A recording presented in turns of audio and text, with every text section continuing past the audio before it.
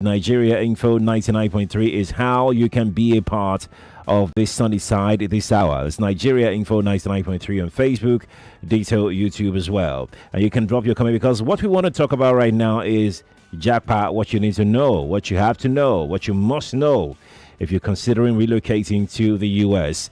That's what we are focusing on at this time. I've got with me a Nigerian American U.S. attorney is joining us from the U.S. this afternoon. I think it's about morning there right now. Andrew Thomas joins us. Andrew, morning to you. Good morning, Sheriff. Good afternoon, everybody. Thank you for having me. It's good to have you here. It's good to have you here. How are you doing? I'm very well. I'm grateful. Yeah, let's begin. Let's jump right in because of time. Because I would also love for us to take some thoughts, some questions from listeners out there. Okay, now let's begin by looking at people who want to relocate by hook or by crook, whatever means necessary, however it's necessary. I want to start with consequences first and foremost. I think that that would help us create a good basis for our conversation. But even before we go into that, tell Lagos briefly about yourself and what you do. Thank you very much. My name is Andrew. I'm Nigerian as they can be. I was born and raised in Lagos a couple of decades ago. I attended all my elementary, secondary, and tertiary education in Lagos State. And I didn't have a typical undergraduate experience. I lived with a professor throughout my time in the university with his family. So you can imagine how that looks like. Yeah. I worked as a journalist in one of the foremost media conglomerates in Africa before I relocated to the United States in 2014 for the graduate degree program. And afterwards, because of my personal experience, I figured I'll be much more useful as an attorney. So instead of doing my PhD, I preferred to go to law school. When I say personal experience, I know what I went through as a student, trying to get my paperwork, trying to get basic things like a driver's license. And eventually, I worked where they issued driver's license for a while. I see what international students went through. And I felt it's good to have a PhD, but I believe it would be better to serve people who also want to call America home. So essentially now I help people come to America in a documented way, and I help them to stay in America. Brilliant. Now that we've established that you are a certified U.S. attorney, you're a legal, very, very recognized U.S. attorney. I checked through your website and I saw that you went through hell in trying to even get into. You were rejected a couple of times, but that's a story for another day. Let's talk about the consequences of not having your papers right, and then you want to relocate, you want to Japa, and then you find yourself in America by one way or another, but you're just there without papers. What are the consequences of this situation? Well, as somebody who understands what people go through, trying to better themselves, I wouldn't say there are consequences because I've never walked that shoe of trying to relocate abroad, especially to the US without documents. But I know it will be a very difficult experience. It is difficult for people to leave all what they know, leave all their family members, and decide to make that very long journey without a certain path to residency to come to the United States. It is a very long journey. I've seen people who have come to this country even before I was born, and they're still undocumented. I believe it is very expensive. So, for example, I once met a Nigerian lawyer who told me he walked from Mexico into the United States. Ooh. He went through a lot. It was a lot of challenge. He, as a Nigerian, he was able to persevere through that adversity, went to college, went to law school, tried to do better. So the consequences for each and everyone who tries that route, I can't speak to it, but I know it is not something that anyone can imagine because no one wishes to be in that position. Let's talk about immigrants who are in the U.S. I'm talking about legal immigrants now. What are the challenges? What are the opportunities that are there for people who are trying to maybe emigrate to the U.S. and they want to stay in the U.S.? What are the challenges that they should normally expect? You've been through it yourself, and what are the opportunities you've also experienced that as well yourself? I think I would prefer to dwell on the opportunities first Okay, before I dwell on the that's fine. challenges, That's fine. because for every decision you make as a human being, you're looking at the brighter side. Nobody sets out to fail. Nobody sets out to not succeed in whatever they decide to do. If you decide to relocate to the United States, there are opportunities for you to be better, but it comes with a lot of trade-offs. I live in the US. It is lonely. That is a fact. It is difficult because you will try to adapt to a different culture. And fortunately or unfortunately, depending on how you look at it, the culture is very diverse. You would meet people who don't believe in any faith. You will meet people who believe freedom should be as you can imagine it. You will meet a lot of circumstances that will make you question, why did I decide to leave all what I know and move to the United States? So it is very challenging starting life in the United States, that is for sure. But the payoff is worth it. Because if you look at recent history or even history, you discover that many people who still lead us as we speak in Nigeria, at a point in time, moved to the United States. For whatever reasons, they moved. I'll use the southwest of Nigeria. At least 4 of the governors have interacted with the United States, whether as students, whether as residents, or whether to seek greener pastures. It is very challenging, no doubt, but it's worth every naira and dollar you invest in it. I'm talking from a personal experience. Some Nigerians believe that you can do everything you want in Nigeria. Good for them. I believe I'll be better off relocating to the United States and trying to better myself. And there are examples that are bound of people who do that, who succeed. There are also sadly examples of people who do that, who do not succeed. So I think I'm speaking on a personal level. Yeah. It worked for me. Yeah. And I believe if you put in the work, regardless of what you decide to do as a person, chances are brighter that it will pay off. Personally, I believe that I prefer to regret what I did and did not succeed rather than what I did not do. I think that is more painful. That is more traumatic for you to say, had I known I could have taken this chance, I prefer to take my chances and hedge my bets, and hopefully it pays off. Like they say in common parlance, if you don't play the lottery, there's no way you know if you're going to win the jackpot. So I prefer to play the lottery, and by God's grace, it's worked out well. It is very challenging to relocate abroad, and that's a fact. Yeah, we the reason for that particular angle of our conversation is that so that we can be as pure and as honest as possible. We're not going to be here, myself and yourself. We're not going to be on this show and tell people that it's heaven in America. No, is 5-star everywhere. You pick money on the. No, we're not going to be doing anybody any good if we go in that direction. So I'm glad that we are being honest on this conversation. But let's move it a step further. Let's talk about different options available for people, and how can people assess the options best to them or that would be most favorable. I've seen quite a number of people lately would prefer they relocate through education. I've seen some who have relocated through tech and work and all of those things. But this is you. This is your specialty.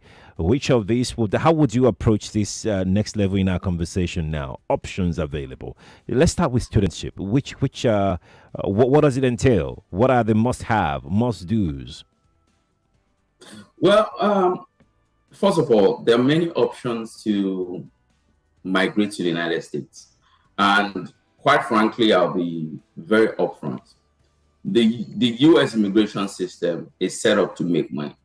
There are no two ways about it. That is why, if you want to come to the United States, you can pursue different paths to come to the U.S. At the same time, simultaneously. You pay that money to the relevant authority and they will collect it. If you can afford it, you can pursue different Yes, paths. if you can afford it. And furthermore, if you make it to the US eventually and you want to adjust your status, you can file simultaneous applications. So the short form of it is if you want to come to the US, you have to look for the most cost-effective option for you to do that. But the system allows you to file as many applications, whether meritorious or frivolous. They are ready to collect that money. But the wise thing to do would be to weigh your chances. For example, you are a student and you are way past the age of the typical student. Why would you want to apply to, for example, go to a first degree? So the typical age of the undergraduate, as you would expect, coming from outside the United States, should be at not later than mid-20s. So imagine a man or a woman of 30, 35 trying to apply for an F1 visa to do an undergraduate degree. That is kind of challenging. How do you convince a consular officer that the intent is not to permanently relocate? Because the presumption is when you come for a visa interview, regardless of the visa class, whether it's non-immigrant or immigrant, the assumption is you intend to relocate permanently. The burden is on you to show that you just want to go for that temporary business or education or whatever reason you want to go for and return when the program or the mission is done. Andrew, please hold your thoughts. We'll come back to this conversation. We need to take a quick break. We'll be back. Ladies and gentlemen, boys and girls, well, specifically, I'm talking to you if you're a girl or a woman. It is time for International Women's Day 2024. As a matter of fact, this week it will be happening. Now, Nigeria Info, in commemoration of the International Women's Day 2024, is bringing leading women from across the country to discuss women in leadership positions. This event will feature leading women in different fields and sectors of the country. I know you're excited. Now, they will be rubbing minds on challenges women in leadership positions face, challenges women aspiring to be leaders face, major achievements by women in leadership positions, women empowerment and girl-child education, and so on and so forth. Now, the live radio panel discussion broadcast will be happening next Wednesday, March the 6th at 4 p.m. For sponsorship, please send an email to info@nigeriainfo.fm. So, ladies, women everywhere, do not be told. Do not be told. You owe it to yourself not to be told. You owe it to yourself to be there. So be there. Remember, it's going to be happening Wednesday, March the 6th at 4 p.m.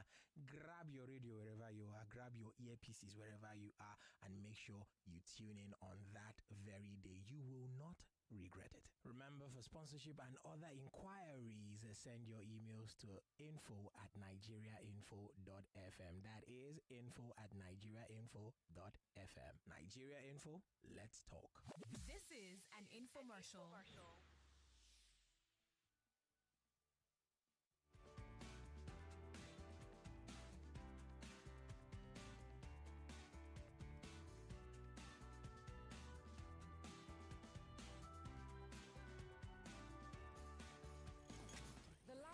Quarter-final matches of Nigeria Info's I Beg to Differ debate tournament continue on Tuesday. At 4 o'clock, Anthony Ndukwe Anaha will meet a Bitari Marvelous Kuku to debate the topic. Female quota in public offices should be mandatory. And at 5 o'clock, Adepetu Adenike will face Mushafal Farida on the topic. Humanitarian affairs, disaster management, and social development ministries should be scrapped. I am Yvonne Ohaifo. Join Femi Omong Daniels and me from 4 p.m. on Tuesday to catch the action. I Beg to Differ Season 7. 32 debaters, now 8.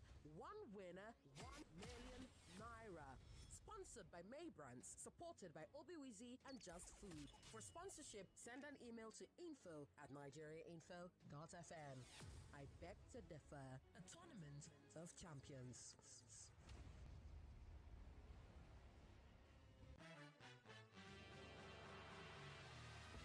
Want to dive into the exciting world of real estate and housing? Welcome to Madam Landlord.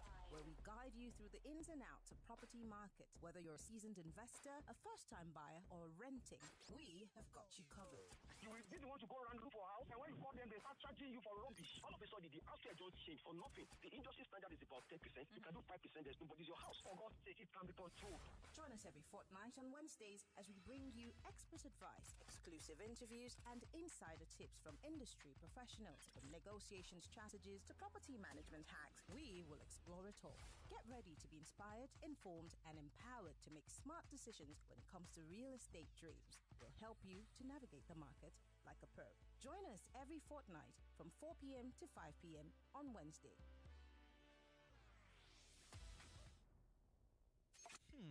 Anywhere Clara enter like this, people must give am compliment. Clara, this your saint makes sense, so.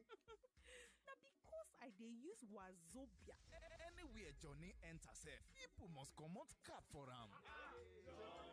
Johnny. As you enter like this, everywhere just begin smell nice. Which kind perfume you dey use? Now Wazobia perfume oh.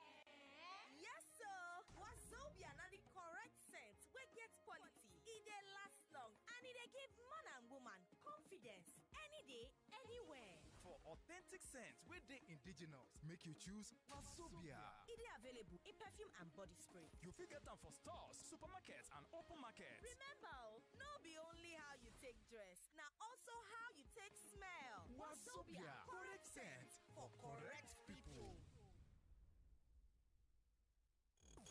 The last two quarter-final matches of Nigeria Info's I Beg to Differ debate tournament continue on Tuesday. At 4 o'clock, Anthony Undukwe Anaha will meet a Bitari Marvelous Kuku to debate the topic. Female quota in public offices should be mandatory. And at 5 o'clock, Adepetu Adenike will face Mushafa Farida on the topic. Humanitarian affairs, disaster management, and social development ministries should be scrapped. I am Yvonne Ohaifo. Join Femi Omong Daniels and me from 4 p.m. on Tuesday to catch the action. I Beg to Differ Season 7.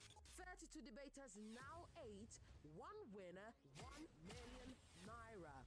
Sponsored by Maybrands, supported by Obiwizi and Just Food. For sponsorship, send an email to info@nigeriainfo.fm.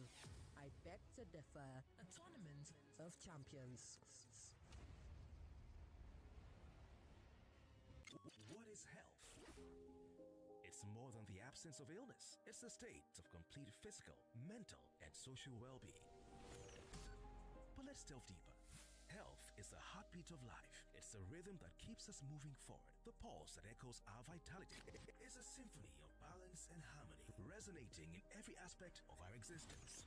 Health is a silent conductor, orchestrating the dance between the body and mind. It's the energy that propels us towards our dreams and aspirations. It is the foundation upon which we build our futures. So, what is health to you? Join me, Kofi Bartels, this and every Thursday for Health Thursday, 8 a.m. on the Morning Crossfire as we explore important issues affecting your health. Only on 99.3 Nigeria Info. In commemoration of the International Women's Day, Nigeria Info 99.3 presents Women in Leadership Conference 2024. The live radio panel discussion will feature incredible female leaders and speakers from all walks of life. Tune in Wednesday, 6th of March to listen to leading women discuss the challenges women in leadership positions encounter, frequent obstacles women aspiring to be leaders deal with, major achievement by women in leadership positions, women empowerment and girl-child education, and much more. The live radio panel discussion broadcast will hold this Wednesday at 4 p.m. Women in Leadership Conference 2024. Nigeria Info. Let's talk. You are listening to your number one station for talk. Your number one station for talk. 99.3 Nigeria Info. Let's talk.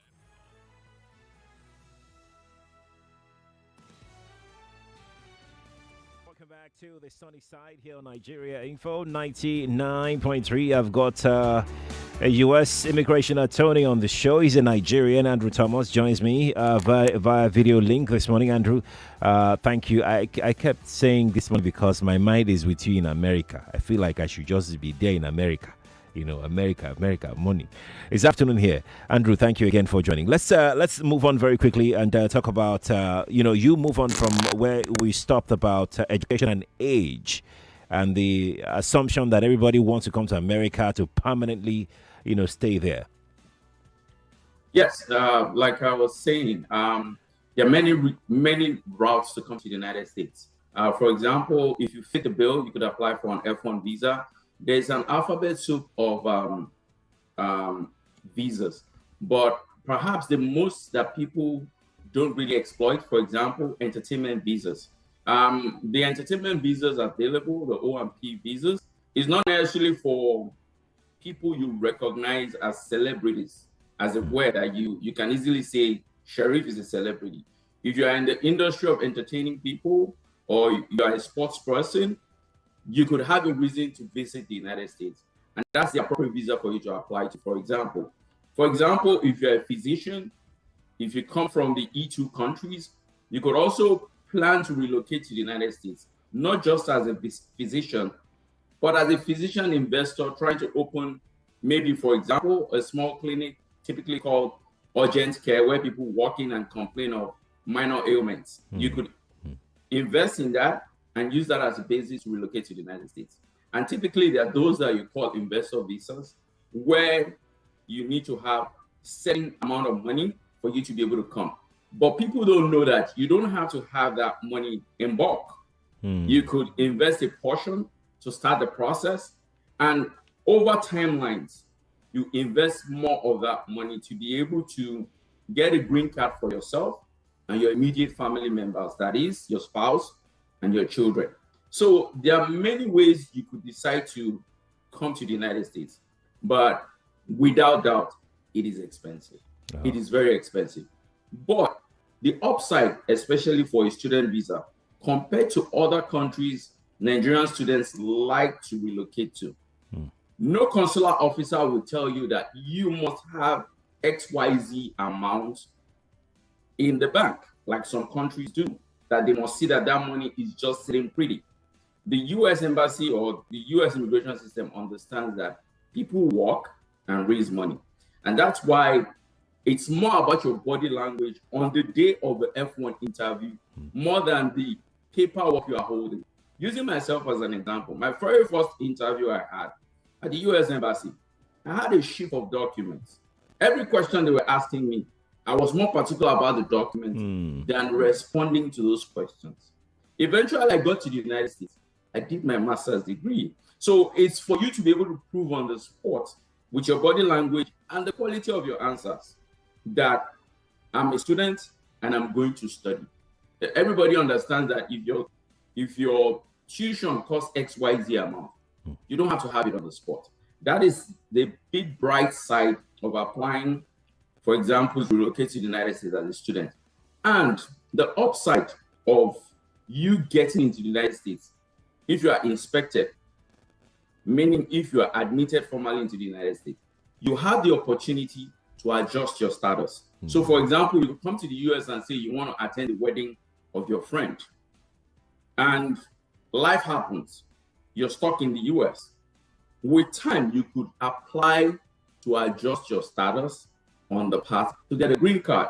And what people don't realize is, in as much as the immigration system is expensive, experience and precedence accounts for why some people are treated differently. When I was working issuing driver's licenses, I was surprised to see that some countries have B visas for 10 years. I didn't know that. And the typical B visa that will be issued into a Nigerian embassy would be 2 years. But I was surprised to see in some passports, some people had 10-year B visas. So I think the way countries are treated depends on precedent and experience with many of the applicants. I wouldn't say that people go to the embassy with fake documents. But when you create that presumption over time, it kind of makes the system a bit more stricter than you, because there's a lot of agency discretion when it comes to issuing visas. There's a lot of consular discretion when it comes to issuing visas. So, for example, a consular officer could stand in front of you and 100 people turn up for visiting visas, and he or she can issue 100 visas. Nobody's going to question him or her. Why did you issue 100 visas? Today we had a quota. There's no quota. As many people can be admitted into the United States. You just have to prove that you're going to your business is completed in the United States. Right. Andrew, thank you. Let's open up the telephone lines and get questions in.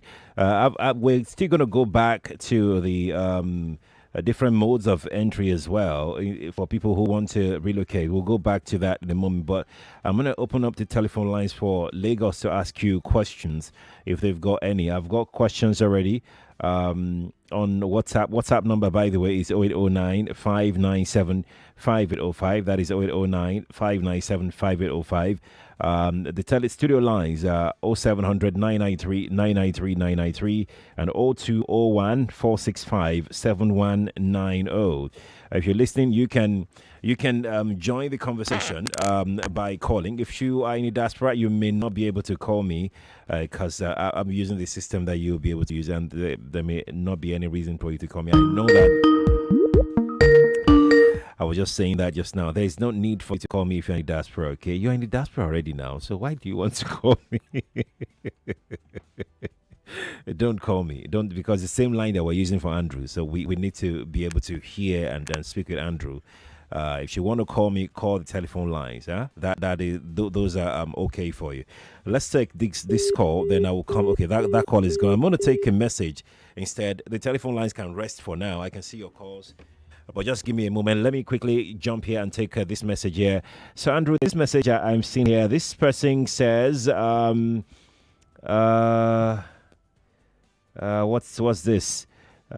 This person says, ask your guest what are the opportunities for fashion pattern maker or tutor over there, and leaks on how to get a good job. I guess this person is into fashion or something. And they're wondering what are the opportunities for them. Do they have their own type of visa that they can use? I really can't speak to any particular case over an interview because, again, as an attorney, there is what we call attorney-client privilege. Okay. If she's particular, she could consult an attorney, and the attorney will be able to weigh her options or his options to let them know what options are available. But certainly, anybody who wants to come to the United States, there is a visa category available for you. As long as you are willing to invest in it, it is possible. I've seen people who write a JAMI come to the United States, and they give them visas. All they do is write ajamis. I met them. I don't know if you know ajami. It's a corrupted form of Arabic known to some parts of West Africa and northern Nigeria. They gave them visas to come to the United States to study ajami. So for any reason you want to come, as long as it's legitimate, you can apply for visa, and very likely the visa may be granted. I want us to go back to that education route now for quite a number of people who are wondering, what are the must-haves and must-dos, especially for those who want to come through study route? Well, expectedly, depending on what you're studying for, if you're studying for a degree, you should have a high school. You should be able to have the requisite admission requirements.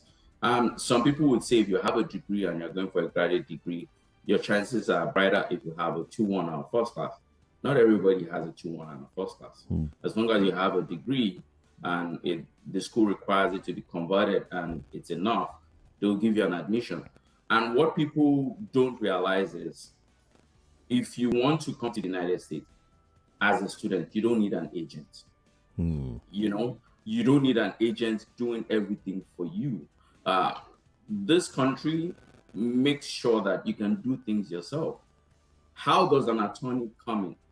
Attorneys come in when things get complicated, and that's why we come in to fix it. So, for example, if you're in the United States and you want to do adjustment of status or you want to interact with the immigration system, You can do the application yourself. But the regulations are set up in such a way that if you make one single mistake, a simple question as yes or no, it can complicate things for you. And that's when you need an attorney. So if you ask me as an F1 student, as long as your paperwork is complete and you worry less about how much you have in the bank on the day you go for the interview and focus on answering those questions and how that program you want to go do is useful, you would get a visa. So for example, I studied history. My graduate degree that I was going to do in the United States is African history to give me a visa. So it's possible for you to show up and say, this is what I want to do. And as long as the paperwork is complete, you would get a visa. So for me, it looks different when you come with an undergraduate degree that looks very much at variance with what you're trying to do. For example, as a graduate student, how do you explain it that somebody who studied history is trying to go do a course very different from the humanities, very different from social sciences? How do you explain it? So everything is just, it has to cohere with common sense. For every step you're taking and you're presenting, it's just like me wanting to ask you a question. If it doesn't sound sensible, I won't put that question forward to you. So for me, it's common sense. You apply based on all the instructions and you should get the visa. Indeed. Let's see who is here before I ask my next question. Good afternoon to you. Yes, good afternoon, sir. Mr. Quadry. Good afternoon. My name is David. I'm calling from Ikorodu. Welcome. Yes, please, what is the privilege for one that has I want to go for surgery? Just surgery, just so that I can, once I do the surgery, I can come back. For medical reasons. Okay, all right. Yes, all right. Yeah, for medical reasons. Okay, yeah. all right. Oh, sorry. I thought you were done. Andrew, you heard that, did you? Yeah, he was asking about to go for medical surgery. Yes. For me, based on personal experience, for somebody I knew, if you want to come to the United States, a referral is helpful so that they have an idea of what has been going on. And when I mean a referral from a hospital that supposedly has a reputation, I believe a tertiary hospital will give you a referral. That's one. Another reason many people don't get visas renewed is when you come for medical reasons, make sure you pay your medical bills. But what many people don't know is you don't have to pay those medical bills in one fell swoop, because the US system recognizes that people don't just stash money. So for example, your medical bills are $20,000. You can't raise that at once. Work out a payment plan. Let it be that ongoing you are paying your bills, because at the point of entry, if it's shown that you came the last time for medical reasons and the record shows that you didn't pay your bills, they won't admit you. So even the fact that you have a visa doesn't guarantee admittance. The Customs and Border Patrol official can decide to turn you back because you have a record of placing a burden on the public to pay your taxes, to pay your bill, because if you don't pay those bills, it falls on somebody else to pay it. Right. Down the road, the taxpayers. So if you're going to go to the United States for medical reasons, endeavor to work out a way to pay your medical bills. It doesn't have to be one day, and the beauty of this system is it's a credit system. You can always work out a payment plan, and as long as you stick to it, you should be fine. Indeed. Let's see who is here. Good afternoon to you. Hello. Hello, good afternoon to you. Good afternoon. Yes, please. Yes, I like to ask this question because I think rather is an observation. Do they really pay attention to what people are going to the US to do? Because they don't ask you questions. They don't even have time to verify whatever purpose of your travel is, and if you're joining on or not. They just decide who to give visa and who not to give visa. Oh, you mean visa officers? Okay. All They right. don't even pay attention to all the documentations or all the proofs that you have to show that you have genuine, something to do that will bring you back to Nigeria, or whether you've gone to America before or not. They just decide not to give you visa. So how do you reconcile that? All right. Thank you for calling. Andrew, you heard him, and you mentioned this earlier. Please, could you address this again? He felt that is that they just do this thing, however they feel. They don't pay attention to documentation or, proof of this, proof of that. They just decide, the visa officers. I can't hold brief for consular officers. I don't work with the U.S. Embassy, but I believe that the process of the interview is more nuanced. So, for example, culturally, we don't maintain eye contact. Sheriff, I don't know if you notice it. In Nigeria, where I come from, we don't maintain. We avoid. Yeah, you're right. You're absolutely right. You're the absolutely right. majority of Americans, when they are talking to you, you need to look straight into their eyes, like you're looking into someone's soul, and you're talking. Because the assumption is, if you're not looking into my eyes, it's either one or two things: you're lying, or you're not paying attention to what we are discussing.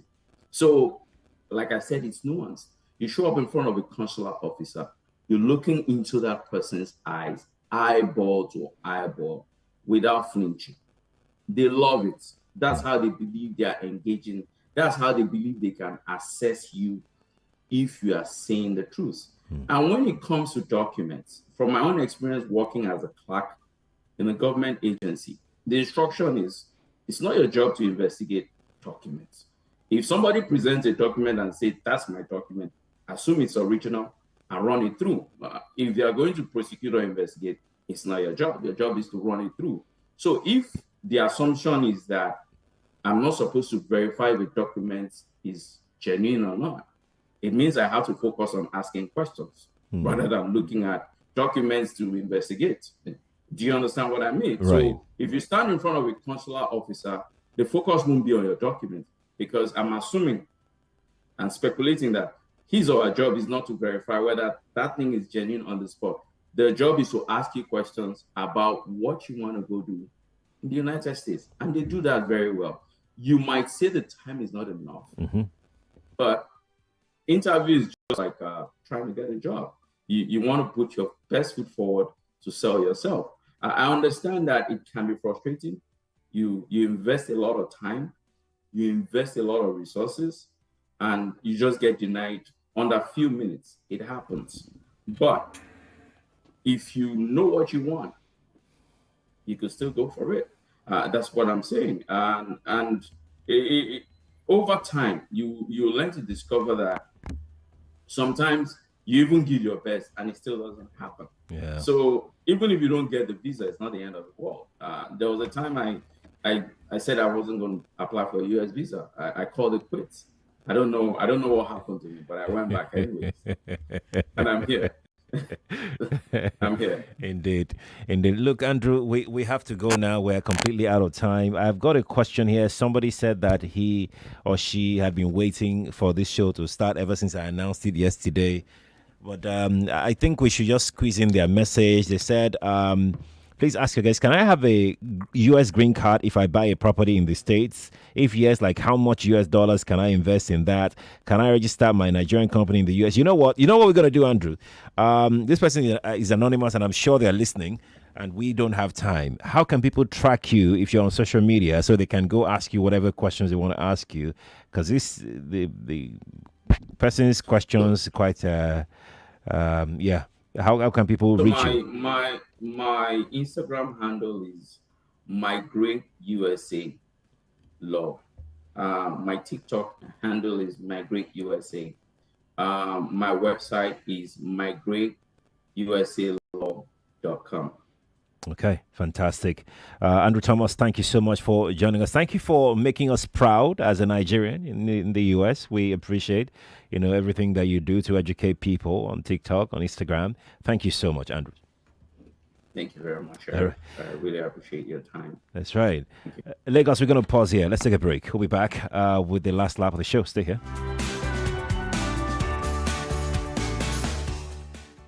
Ladies and gentlemen, has been putting money in the hands of Nigerians every other day. Now that